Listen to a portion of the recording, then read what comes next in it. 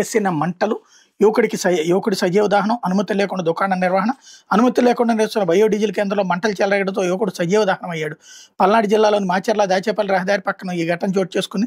గురజాలకు చెందిన షేక్ శివయ్య అలియాస్ షరీఫ్ 4 ఏళ్ల కిందట పాల్వాయి జంక్షన్లో ఒక భవనం అద్దెకు తీసుకుని ఈ పని చేస్తున్నాడు అన్నటువంటిది హైలైట్ చేశారు. సొంత ఇల్లు 3.47 లక్షలు, గ్రామీణ ప్రాంతాల్లో వెల్లువెత్తున్న దరఖాస్తులు ఈ నెల 30 వరకు గడువు. ఆవాస్ ప్లస్ యాప్ ద్వారా లబ్ధిదారుల ఎంపిక. మీరు గ్రామీణ ప్రాంతాల్లో ఉంటున్నారా, సొంత ఇల్లు లేదా, అయితే దరఖాస్తు చేసుకునేందుకు మరో 6 రోజులే గడువు ఉంది. కేంద్ర రాష్ట్ర ప్రభుత్వాలు సంయుక్తంగా గ్రామీణ ప్రాంతాల పేదల ఇళ్ల నిర్మాణానికి ప్రధానమంత్రి ఆవాస్ యోజన ఎన్టీఆర్ పథకాన్ని అమలు చేస్తున్నాయి. ఇందుకు అర్హులను గుర్తించేందుకు ప్రత్యేక యాప్ను తీసుకొచ్చి ఎంపిక చేపట్టే ఈ నెల 30తో గడువు ముగినుంది. ఇప్పటికే రాష్ట్ర వ్యాప్తంగా చేపట్టిన ప్రత్యేక కార్యక్రమంలో 3.47 లక్షల మంది దరఖాస్తు చేసుకున్నారు. గతంలో పట్టణాభివృద్ధి సంస్థల పరిధిలో ప్రధానమంత్రి ఆవాస్ యోజన పథకాన్ని అమలు చేయగా కేవలం ఇళ్ల నిర్మాణాల మంజూరు కోసమే ఆయా రాష్ట్ర ప్రభుత్వాలు గ్రామీణ ప్రాంతాలు యూడీఎల్గా మారుస్తున్నాయనే ఆలోచనతో కేంద్రం వీటిల్లో అనుమతిని నిలిపేసింది. దీంతో యూడీఎల్లో కూడా గ్రామీణ పథకాన్ని అమలు చేస్తున్నారు. వీటి పరిధిలోనూ అర్హులు ఎంపిక చేయబడుతున్నారు అన్నటువంటిది హైలైట్ చేశారు. గూగుల్ వచ్చాక ఐటీ కంపెనీలు క్యూ కడతాయి.